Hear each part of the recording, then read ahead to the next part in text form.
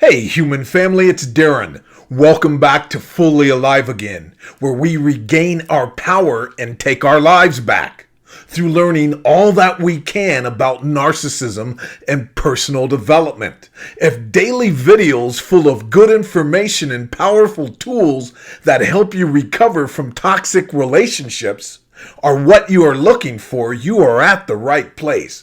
So please hit the subscribe button, ding that bell so you'll know when I upload new videos. I got a really good show for you guys today. Today's show is inspired by AKA RP. RP asks, is there any chance you could do a video on what to expect in family court when dealing with a NARC? I've become unreactive like a boss. Ha ha ha! That's a fully alive warrior, soldier of God, getting it done. You go, girl. And he briefly lets his mask slip during the first hearing. It's exhausting, but I have to see it through for my son's sake. Yes, you do, and for your sake too. You are important in this journey. This is a difficult topic, because there are so many moving parts here, so many angles to be aware of. But there is one important skill that we must master when divorcing a NARC or dealing with NARCs, period. And by the end of the video, you will be ready to go to war with a NARC. So let's do what we do and dive deep.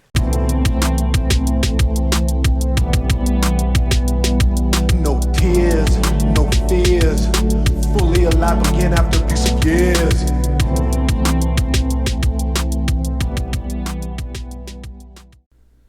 If I were to ask you guys to go to the store and to purchase a bag of stress, would you be able to do that? Is it possible anywhere on this planet or in this universe to purchase a bag of stress? For instance, could you say, I am going through a divorce with a complete narcissist and we are at war and I just need a few bags of stress? It's impossible to achieve, because in reality, there is no such thing as stress. There is only stressful thinking. Now let that in a little bit. There is no such thing as stress. It is all the way that we interpret our reality and experiences that create stress. It doesn't exist. Things and experiences don't have to be stressful even when dealing with a narcissist. Step number one is realizing that we, you, me, we are manufacturers of stress because we have attachment to outcomes. You see, the hardest place for us to be as human beings is in the present moment. We have been conditioned through a hustle and bustle lifestyle to always be somewhere else. And when dealing with a narcissist, it is very important to be in the present moment, to be of whole mind. When operating yourself in a courtroom, it is paramount that we are of whole mind. The things that my ex did when I was in the courtroom with her shocked the bejesus out of me. It was because I didn't know, like RP does, about narcissism. I hadn't done my homework to that degree. I was still on the fence. Was this woman 100% a narcissist? I made a lot of mistakes. I still won, but I made a lot of mistakes. Mistake number one was grossly underestimating, and I'll get back to the stress thing, you guys. I'll go back to that. But the biggest mistake that I made is that I grossly underestimated how much she would become me and say that I was her. They will pretend to be you and try to project onto you what they are. And I was just sitting there stunned. I also thought that she was going to be very emotional and cry to the judge like she did to friends, family, and to me all of her life to create the victim persona. She was the polar opposite. She had done her due diligence about how not to behave in court. So these two things knocked me off balance. I wasn't prepared to see such a clever, completely changed human being that I didn't recognize. And so I was shook. Now, the reason that you want to be prepared for this is because you want to be able to maneuver around anything that's coming your way. If you are stunned or off balance by any of this, you may miss a nuance that's important. Very important. You want to be assertive, but you don't want to attack. There were a couple of times that I attacked her character in court, and the judge chastised me for it. He let me know. And one of the things that you don't want to ever do, and RP, you probably already know this, is to say that they have a mental illness. To say that they're a narcissist. What you can say and be assertive and be stoic while you're doing it are the behaviors that they have. The dishonesty, the betrayal, whatever this person has done that will prove that their character is not that of what they're saying. Okay? So don't ever, ever, ever in court call them a narcissist or bipolar or borderline, whatever it is, or an SOB. Like you said, do not show your anger, your frustration. Like you said, you handled it like a boss. You were showing no emotions. But don't make the mistake of not being assertive. You see, we want to be reasonable as empaths and as sane, logical people who are trying to do what's best for the child. You cannot be reasonable with these people because they won't be when all this is said and done. So you have to be very nuanced in what you want in that agreement. So when you walk out of that courtroom, there's a line item that says he or she is going to do A, B, C, D, E, F, G. So it's very specific, very nuanced, so he or she understands that there's no deviation from that, which they won't, which they will challenge you when you leave the court. They will forget everything that was said and go back into their own delusional world. But what you have is a document that's all you have to use every time they breach it. This is why you do not want to be reasonable and say, well, I'll just give this up. I gave up so much that I was left with nothing. I was trying to be reasonable. I was trying to be a swell guy. A damn fool is what I was being.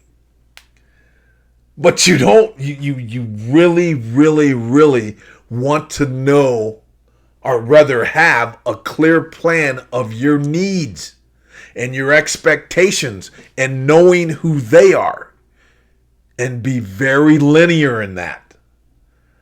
And do not be reasonable. And when I say don't be reasonable, I mean do not give away what you don't want to. Do not accept a time for pickup or how many times he or she has the children if that's not working out for your best interests and what's best for the child. So do not be reasonable. Now, I want to say this to help ease that stress and fear when you're in court and you're dealing with them as a female dealing with the male narcissist. One of the things that I hope to resonate on my channel is that we grossly overestimate the power and the ability of narcissists. They're not 10 feet tall. They're not miracle workers. Most of the time, they're the polar opposite. But just like all human beings, they have different personalities, different skill sets, etc. But as a woman, I want you to understand this.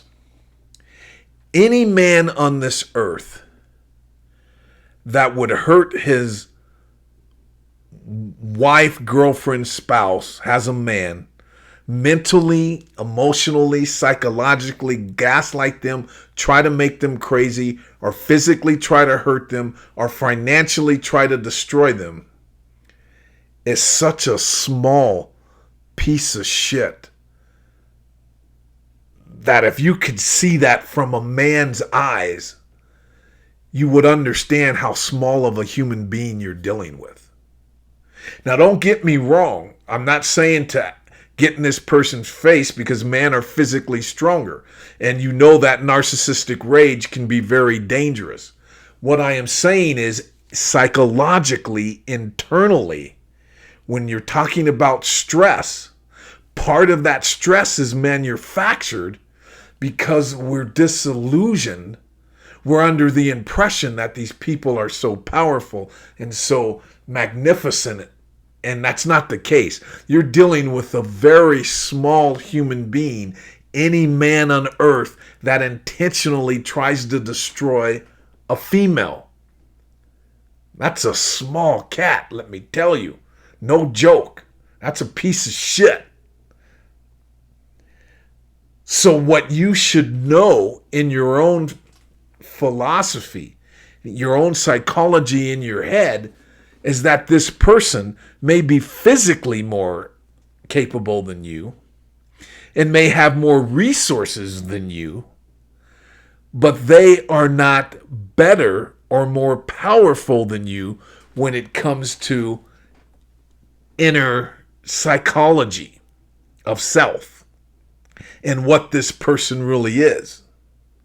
Remember, you are not the crazy one.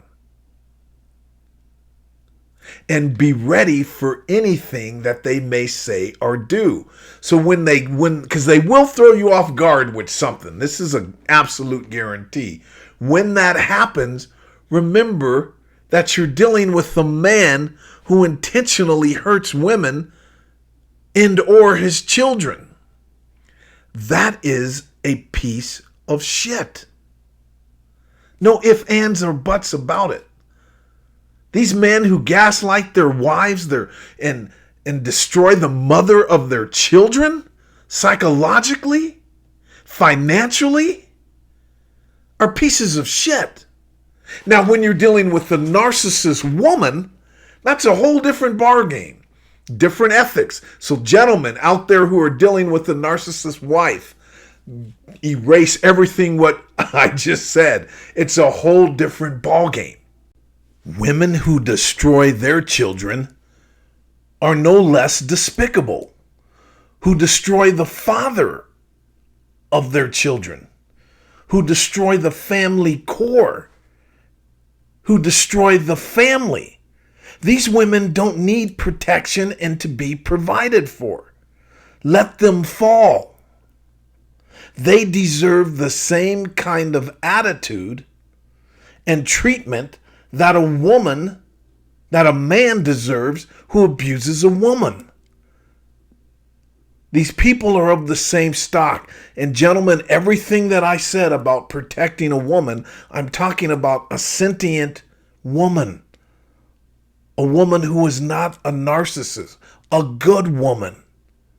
And that doesn't mean perfect. I'm saying a normal, functioning human being.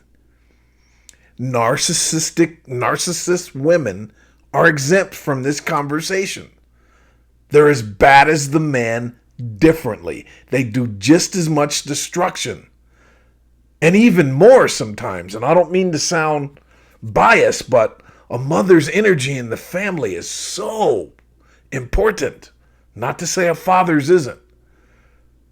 So, gentlemen, please don't misconstrue that. I'm not trying to put you in guilt or change your narrative in any sense of the word about what a narcissist female is, all right? I can't tell you step by step what to do in a courtroom with a NARC. But what I can tell you is if you keep yourself together like you have been, RP, aka RP, if you keep yourself together and remember that there is no such thing as stress, there's stressful thinking. Visualize the outcomes that you want, then detach. There's your plan and God's plan, and your plan doesn't matter. We can only control so much. And whatever happens in that courtroom, whatever happens in the outcome, whatever happens to the journey to get to the outcome you desire is out of your hands to a certain degree. But how you love your son, how you love your children, how you walk in front of them, because kids can feel us. And if they feel you're afraid, and if you feel that you're stressed, they take that on as if it's their fault. Little ones look at us and take on who we are. And they don't have the intellect and the faculty to determine that it's not their fault. They can't muster that. So your very essence of who you are is having an impact on your child. So we have to get our stress together. The kids are always the ones that lose.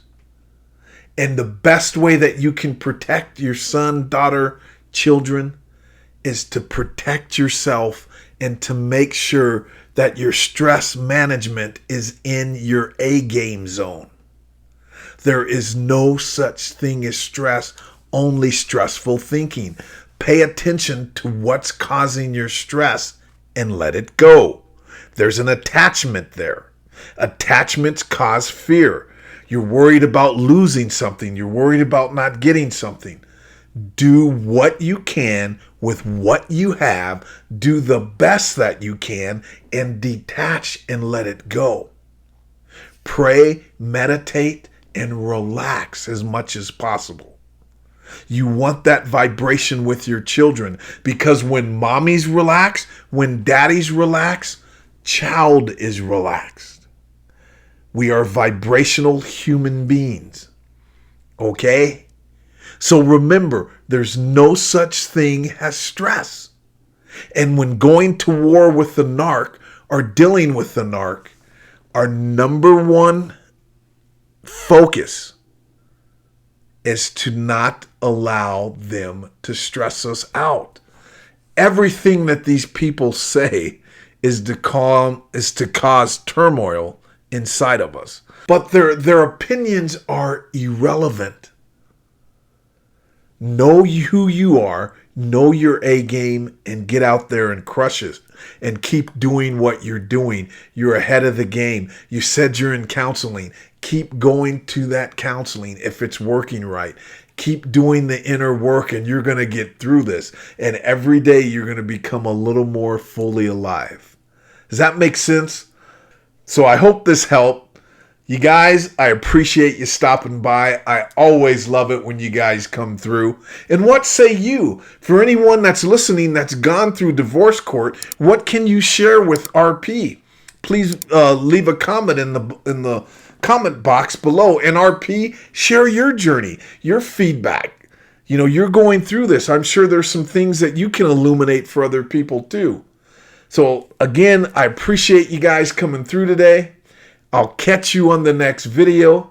And always remember, it's better to be fooled by a narcissist, tricked by a narcissist, going to divorce court with a narcissist, betrayed and lied to from a narcissist, than to be a narcissist. All right, you guys, protect yourself at all time, and I'll catch you in the next video.